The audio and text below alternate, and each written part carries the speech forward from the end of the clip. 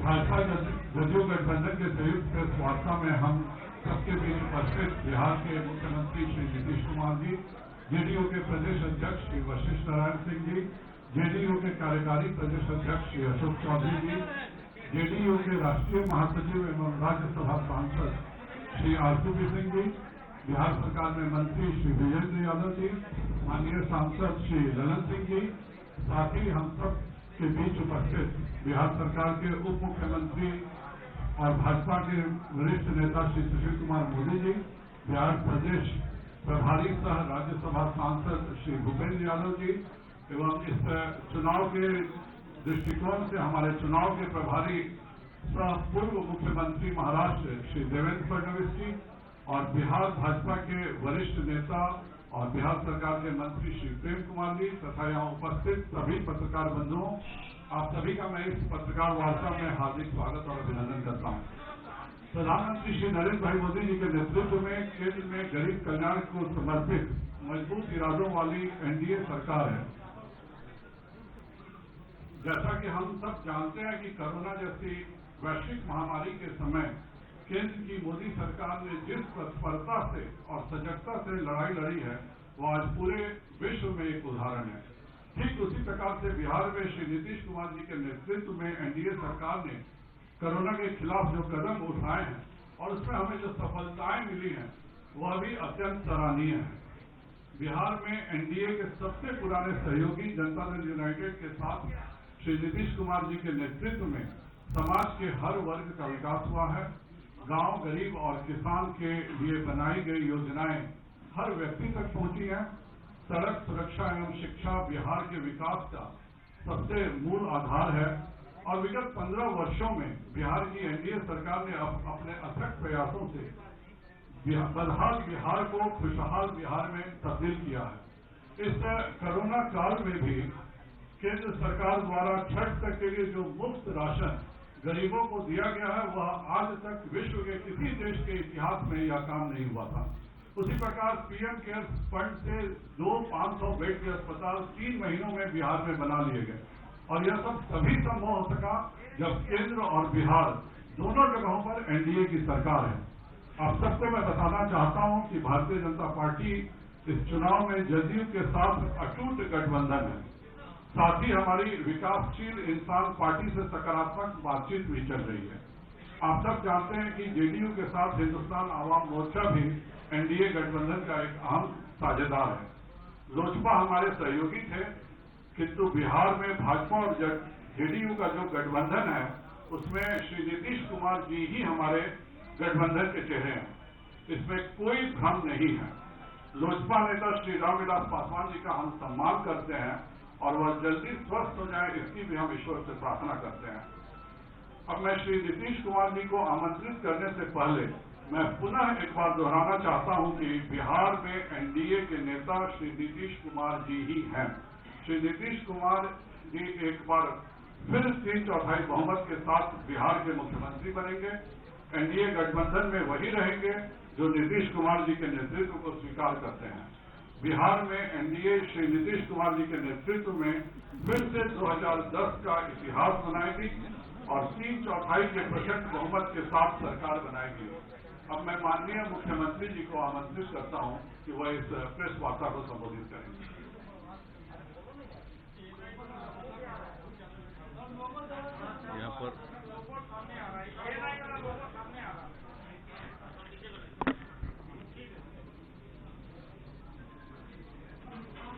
यहाँ पर उपस्थित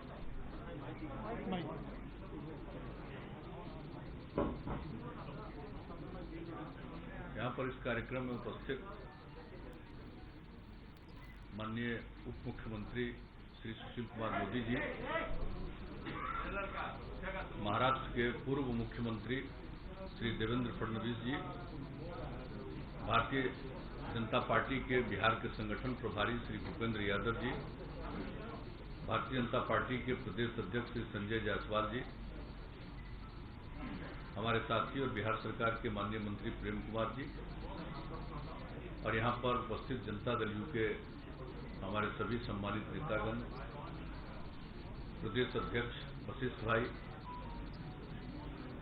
कार्यकारी अध्यक्ष अशोक चौधरी जी, विजेंद्र यादव जी, आरसीपी सिंह जी, ललन जी, मैं सबसे पहले आप सब लोगों का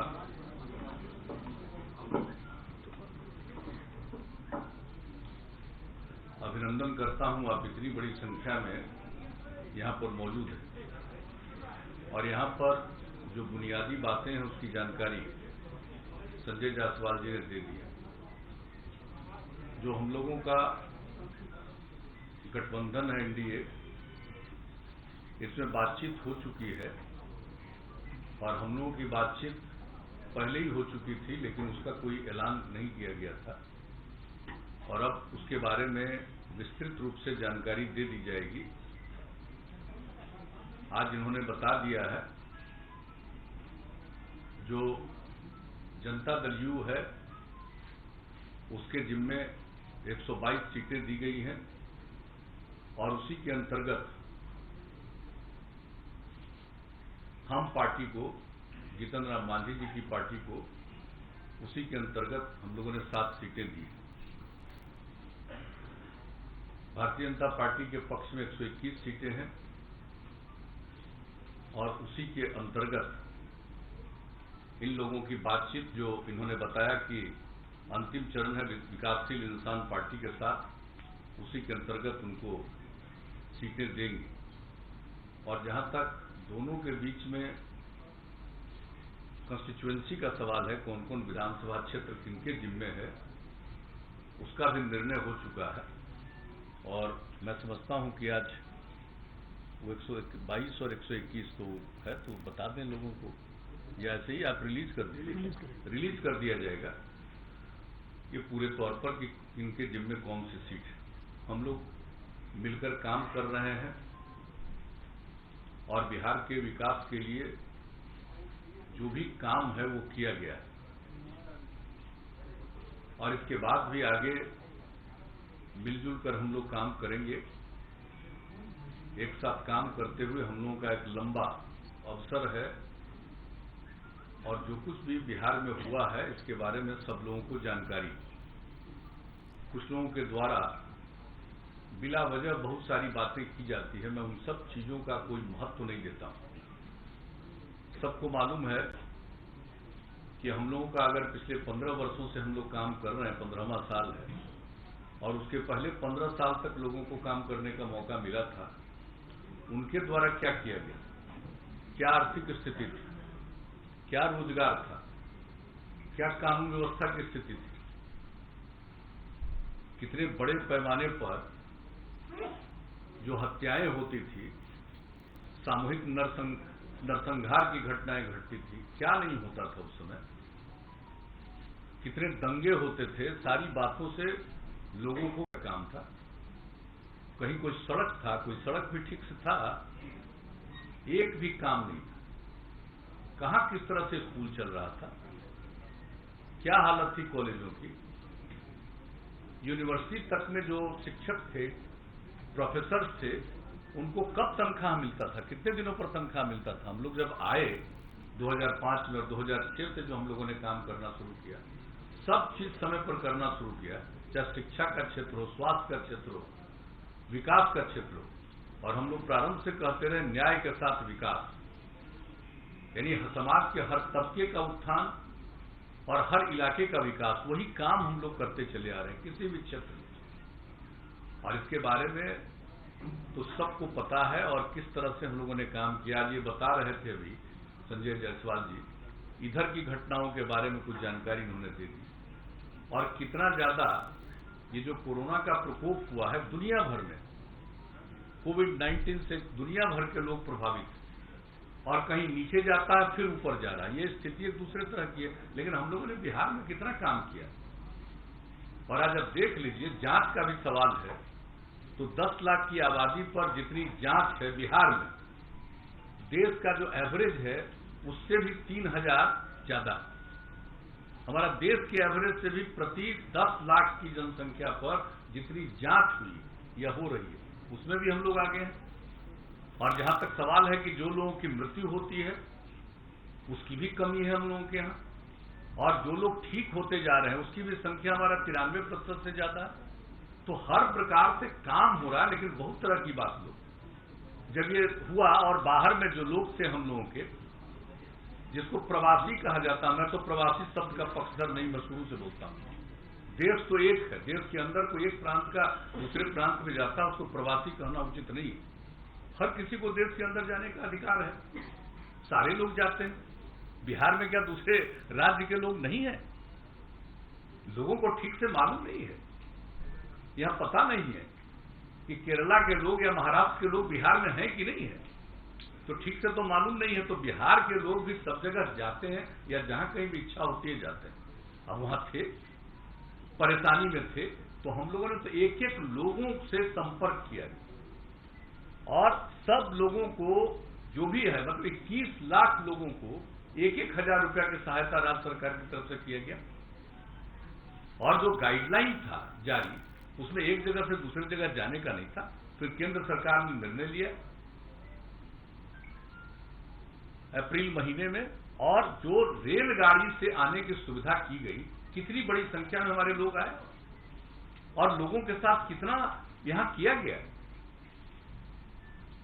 अलग अलग लोगों को, जिसमें था कोई 8 जगह से आए जिनकी स्थिति वहां ज्यादा ठीक नहीं थी, उनको अलग हम लोग 14 दिन तक रखे क्वारंटाइन सेंटर, और उसमें एक एक लोगों पर 5300 रुपया 14 दिन के अंदर हम लोगों ने खर्च किया। तो लोगों को तो मालूम कुछ रहता नहीं है केंद्र ने मदद किया कितना, जिसकी चर्चा इन्होंने कर दी।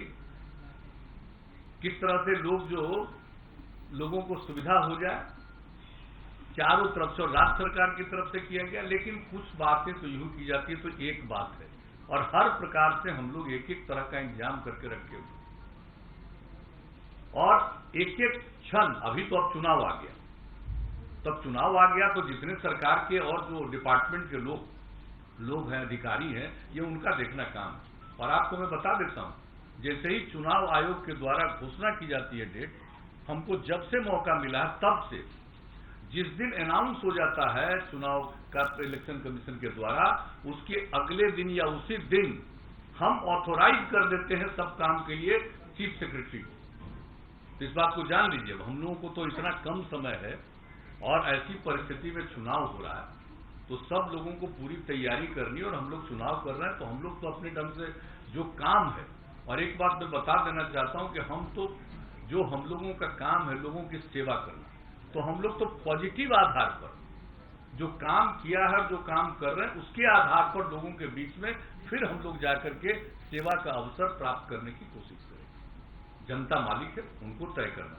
लेकिन कुछ लोगों के द्वारा किस किस तरह का बयान दिया जाता है, मुझे तो आश्चर्य होता है। और आज तो हम कुछ अखबार में देख लिए कि जिसका जेडीयू से कोई रिश्ता नहीं है, उसका खत दिया कि आरजेडी ज्वाइन किया, तो जेडीयू में है ही नहीं, अब वरिष्ठ नेता। 2-3 अखबार में हमने देखा, आश्चर्य मुझको लगता है। इसलिए हम तो आग्रह करके कि चीजों की जांच करके, अब फोटो छपा हुआ है, फोटो छपा है 1-2 अखबार,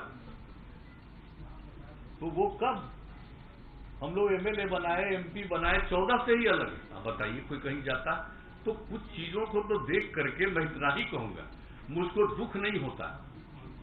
सवेरे मेरी आदत है अखबार पढ़ने की, तो हम जब सवेरे अखबार पढ़ते हैं, टेलीविजन तो उस तरह से हम देख नहीं पाते हैं काम के चलते। दिल्ली में जब तक थे तब तक 1-2 घंटा टेलीविजन देखते थे, अब नहीं देख पाते हैं। लेकिन अखबार पढ़ते हैं तो कभी कभी चीज को देख करके हंसी आती है। तो इन सब चीजों से हमारा कौन क्या बोलता है, क्या बोलेगा, और इन्होंने उसके बारे में बता दिया। और ये तो बीजेपी ही अपनी तरफ से जो भी बात होगा कह देंगे, कोई क्या बोल रहे हैं क्या नहीं बोल रहे हैं उससे हमको कोई लेना देना नहीं है, कोई मतलब नहीं। हम लोग मिलकर काम कर रहे हैं और मिलकर आगे भी काम करेंगे, मिलकर हम लोग साथ मिलकर के चुनाव लड़ेंगे। और जो इनका भारतीय जनता पार्टी का ही जो विचार था हम लोगों के साथ विमर्श के दौरान, इनकी जो इच्छा थी उसका ही पालन करते हुए हम लोगों की तरफ से हम पार्टी के साथ उनके साथ बातचीत हुई, और ये बात कर रहे हैं विकासशील इंसान पार्टी के साथ। और जो बात है एक तरफ तो हो ही गया है, उनका तो 7 सीट और 7 का जिन सीटों पर वो लड़ने वाले हैं उसका भी उनको सूचना दे दी गई, और उसमें तो लगता है 6 सीट तो पहले ही फेल का। तो ये सब का ऐलान, सब के बारे में सब लोगों को मालूम है। और विधिवत आज जो दोनों दल का है और दोनों दल के माध्यम से और लोगों को जो इसके साथ जोड़ा गया है, तो उनके बारे में भी पूरी बात, एक एक सीट के बारे में आप लोगों को उपलब्ध करा दिया जाएगा। और उसके बाद फिर जो कैंडिडेट हैं अपने अपने पार्टी के लोग, उसका भी ऐलान कर देंगे कि कौन कौन कैंडिडेट किस क्षेत्र के हैं, इसका भी ऐलान कर देंगे। तो हम लोग मिलकर काम कर रहे हैं, मिलकर काम करेंगे। हम लोगों के मन में किसी भी तरह की कोई गलतफहमी नहीं। और हम मानते हैं कि किसी को अगर कुछ कहने से उसको आनंद आता है, उसको पूरी आजादी है, जो इच्छा करे बोले, जो इच्छा कहे अपना करता रहे, बोलता रहे, इससे हमको कोई लेना देना नहीं। एक बात हम बहुत स्पष्टता के साथ कह देना चाहते हैं। लेकिन हम लोग मिलकर, जैसा कि मैंने कहा है, काम करते रहे हैं, आगे भी काम करेंगे। किसी तरह का हम लोगों के मन में कोई कंफ्यूजन या किसी प्रकार की गलतफहमी नहीं। और ये स्वाभाविक है कि इस बार ये जो स्थिति रही है कोरोना की, अब इसमें कई चीजों को काम करने को थोड़ा विलंब जरूर हुआ है। किसी भी चीज के बारे में निर्णय लेना, लोगों से बातचीत करना, वो सब होता है। लेकिन अब एक एक चीज के बारे में फैसला हो गया है और लोग अपने अपने कैंडिडेट के बारे में भी अंतिम निर्णय लगभग ले चुके हैं। हम लोग तो कैंडिडेट के बारे में भी निर्णय ले चुके हैं, आपका भी निर्णय लगभग हो चुका है। तो इसका भी ऐलान बाद में कर दिया जाएगा। अभी तो सीटों के बारे में, कौन सीट से किस पार्टी के लोग चुनाव लड़ेंगे, इसके बारे में आज आपको जानकारी दे दी जाएगी। और मैं तो इतना ही कहूंगा कि भाई समाज में एक प्रेम का और भाईचारे का भाव रहना चाहिए। लेकिन ये तो हमको मालूम है कि मनुष्य का तो कुछ न कुछ हिस्सा ऐसा होता है जो इस प्रकार की बात करता है कि ये कोई ऐसी बात नहीं है कि अस्वाभाविक है, ये बहुत ही स्वाभाविक है। आप देखिएगा कि चाहे लाख कुछ कर लीजिए, कुछ प्रतिशत लोग तो ऐसे होते ही हैं कि वो किस तरह से बोलेंगे, किस तरह की बात करेंगे। तो ये कोई ऐसी चीज नहीं है, ये तो चलता ही रहेगा, उससे कोई मतलब नहीं है। और जरूर बिहार को आगे बढ़ाना है हम सब लोगों को मिलकर के। एकदम बिल्कुल सक्षम बिहार हम लोग बना रहे हैं। और कितना तेजी से इसके बारे में तो हम लोग बोलते रहे। क्या बजट था भाई, कितना कम बजट था बताइए, और अब कितना बड़ा बजट है। 24,000 करोड़ रुपए का बजट होता था और हम लोग 2,11,000 करोड़ रुपए तक पहुंचा दिए बजट से लेकर के एक एक चीज के बारे में। और वो सब बात होगी तो हम लोग डिटेल भी देंगे। नौकरियों के बारे में, कितने लोगों को नौकरी हम लोगों के कार्यकाल में मिली है, कितने लोगों को सेवा करने का मौका मिला है, एक एक चीज के बारे में। तो हम लोग तो इन सब चीजों के बारे में काम करते रहे और काम ही करते रहेंगे, यही हम लोगों का कर्तव्य है। तो अभी तो अपनी तरफ से इतनी ही बात करनी थी, अब बाकी तो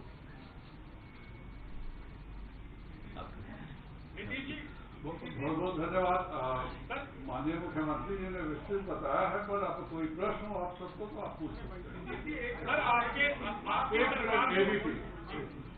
मैं जयनेन्द्र हूँ एबीपी न्यूज से। नीतीश जी, चिराग पासवान आपकी सरकार को नाकाम बता रहे हैं। उनके पिता मोदी सरकार में मंत्री हैं, जिनकी तस्वीर आपने मंच पे लगाई हुई है। सवाल ये कि क्या बीजेपी से सवाल है, मोदी जी से, कि क्या एलजेपी एनडीए का हिस्सा है कि नहीं है। और नीतीश जी, आपसे सवाल है कि चिराग जो बार बार आप पर हमले करते हैं, क्या आपकी प्रतिक्रिया है। और उनके पिता मोदी कैबिनेट का हिस्सा है, आप क्या चाहेंगे कि क्या एलजेपी के साथ बीजेपी अपना संबंध केंद्र पर भी तोड़े।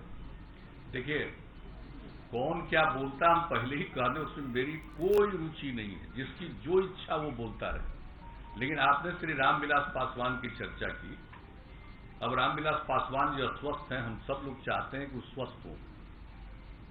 हम लोगों का उनसे एक लगाव है और बहुत पुराना लगाव है। लेकिन आप जो पूछ रहे हैं हमसे, श्री रामविलास पासवान जी अभी जो राज्यसभा में पहुंचे तब बिना जेडीयू के मदद के पहुंचे। आप जरा बताइए तो, कै गो सीट है बिहार विधानसभा में? 2 है ना। तो बीजेपी ने और जेडीयू ने तो टिकट दे करके राज्यसभा पहुंचाया। तो ये सब बात जो कोई बोलता रहता है, हमको उससे क्या मतलब है? और आप जरा बता दीजिए कि जो पार्लियामेंट का चुनाव हुआ जिसमें 6 सीट मिली, तो कौन नहीं होगा? कितना बार मेरे साथ रामविलास पासवान जी गए हैं, सुशील मोदी जी, हम और रामविलास पासवान जी कई जगह मीटिंग में गए हैं, जरा बताइए। तो हम लोग तो सब दिन से सहयोग करते रहे। आप कोई के मन में क्या बात है, इससे हमारा कोई लेना देना नहीं है। और उसका एक पक्ष जो का, उसके बारे में तो आप लोग बता देंगे।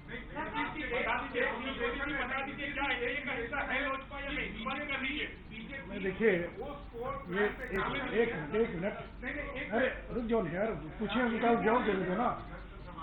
देखिए, डॉक्टर संजय जायसवाल जी ने बहुत स्पष्ट कर दिया है कि बिहार के अंदर एनडीए में वही रहेगा जो नीतीश जी को बिहार एनडीए का नेता स्वीकार करेगा।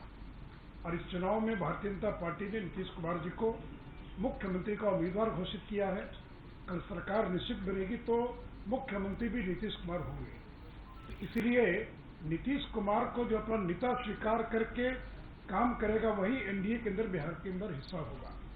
और रामविलास जी तो केंद्र में मंत्री हैं ही, वो केंद्र में मंत्री अस्वस्थ हैं वो। और जैसा भी कहा डॉक्टर संजय जायसवाल जी ने कि अगर वो स्वस्थ होते तो शायद आज ये स्थिति पैदा नहीं होती। इसमें कोई इफ एंड बट का सवाल नहीं है। अब मैं मीडिया से भी आग्रह करूंगा, कोई कंफ्यूजन मत रखिए। ये ऐसा गठबंधन है और आज का संबंध नहीं है। 96 से लेकर आज तक बीच के कुछ 2-3 वर्षों के कार्यकाल को छोड़ दें, इतना लंबा अनुभव और कार्यकाल हम लोग का रहा है। तो कोई इफ एंड बट नहीं है। और कोई बीजेपी, जेडीयू और साथ में वीआईपी पार्टी और हम पार्टी, ये 4 दलों का गठबंधन है। और इसलिए आज ये भी आपको बताया गया है कि अगर आवश्यकता पड़ेगी तो चुनाव आयोग को हम लोग लिख कर देंगे, क्योंकि सूचना मिल रही कि बहुत सारे निर्दलीय लोग भी या अन्य जो इतने दर्जनों दल बने हैं बिहार में, वो हो सकता है कि कोई मुख्यमंत्री के फोटो का इस्तेमाल करे, कोई हो सकता है प्रधानमंत्री के फोटो का इस्तेमाल करे। तो हम लोग आवश्यकता पड़ेगी तो चुनाव आयोग को ये लिख कर देंगे कि ये जो 4 दल मिलकर चुनाव लड़ रहे हैं, यही लोग केवल प्रधानमंत्री के चित्र का इस्तेमाल कर सकते हैं। अगर अन्य कोई दल चित्र का इस्तेमाल करता है तो चुनाव आयोग को जो उनकी अपनी धाराएं, अपना कोड है, उसके अनुसार और वो कार्रवाई करने के लिए स्वतंत्र होंगे।